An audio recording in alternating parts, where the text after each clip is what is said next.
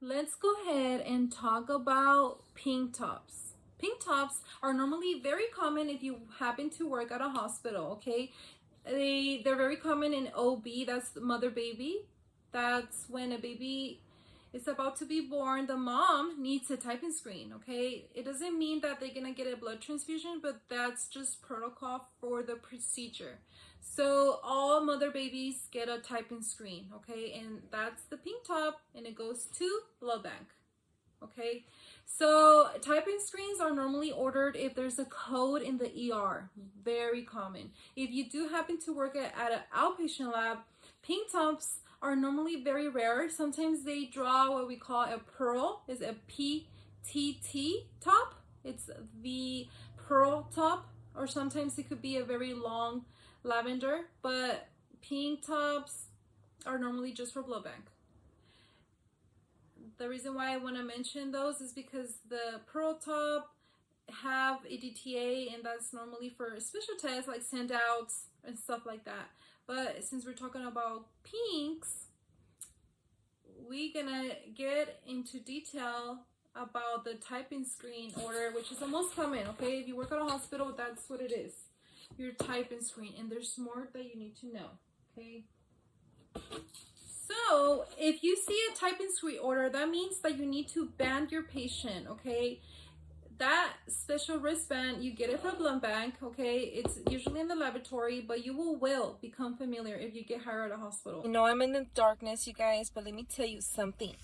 So if you ever go to a room and you already see, okay, you're there for a typing screen, and then you already see that they have a band, the blood bank band is very noticeable. That's the only band that is for typing screens. So if you go and draw and they already have one, you, number one, stop and check if the band is expired. Okay, if it is expired, then you cut it. And if it's not expired, you have to go back to your computer or call blood bank and ask them, do I need to draw? Okay, and then they might tell you not at all.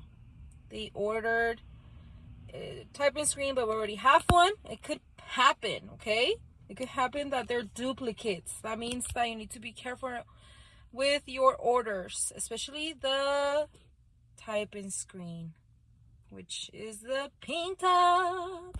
So basically, long story short, you guys, this tube, what you need to know is that you have to band the patient. And that's what I mean. Don't even stress too much about it. Just know that there's a special band that they will train you when you get hired.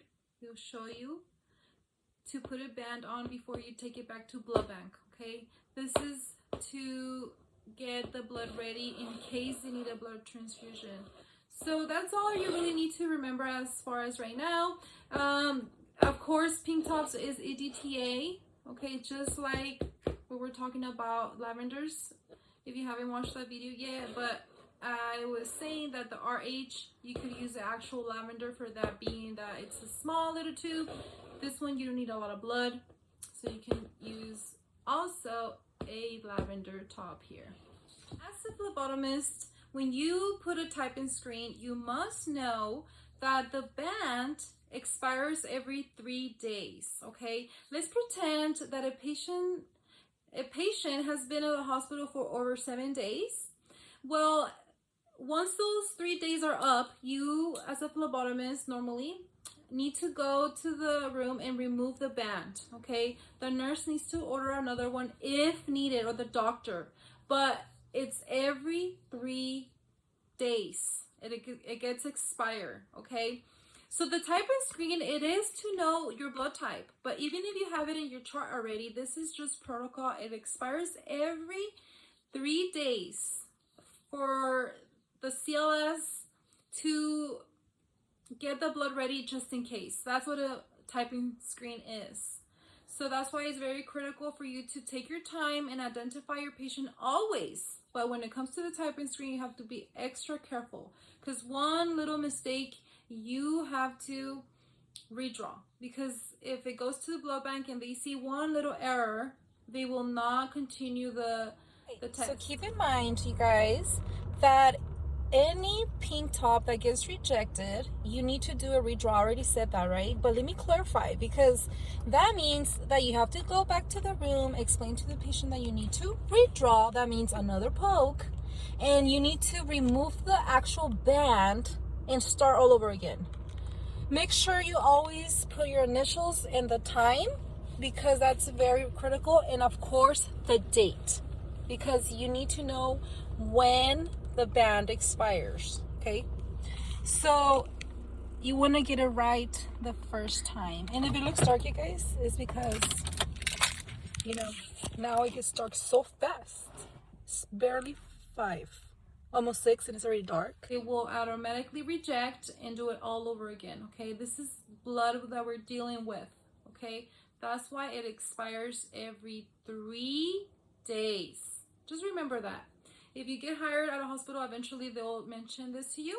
So with that being said, it's great when the band is not expired yet and you see an order for crossmatch.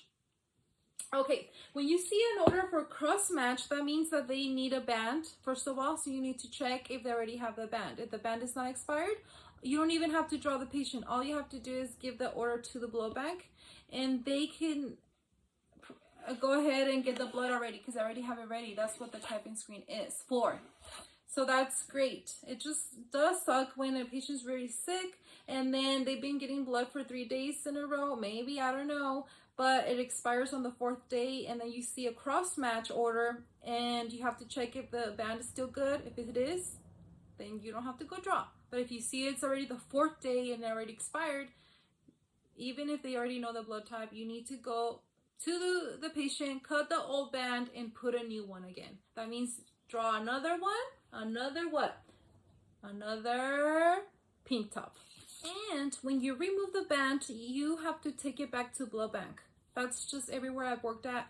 You have to carefully remove it and not like just throw it out on the shredder. No, you grab the old band, you save it, and you take it to blood bank.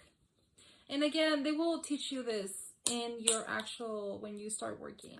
Just to give you an extra tip, you guys, when it comes to pink tops, you want it as full as possible.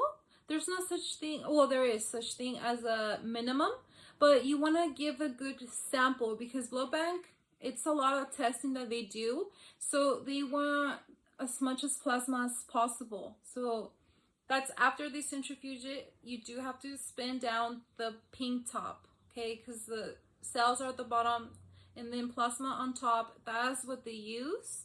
So that's why you want a full pink top if possible, okay? Of course, there is a minimum. Like, I think it might be 4 mLs. Find out when you get hired. But for sure, that's exactly what you need to know. And guess what? Good news. Good news. Go ahead and click. I'm going to talk about the last order of draw here, which is gray tops. And this video is going to be a quick one because it's not as complicated as the typing screens, pink tops. But if you guys are enjoying, make sure you guys are liking this video. Go ahead and click on it.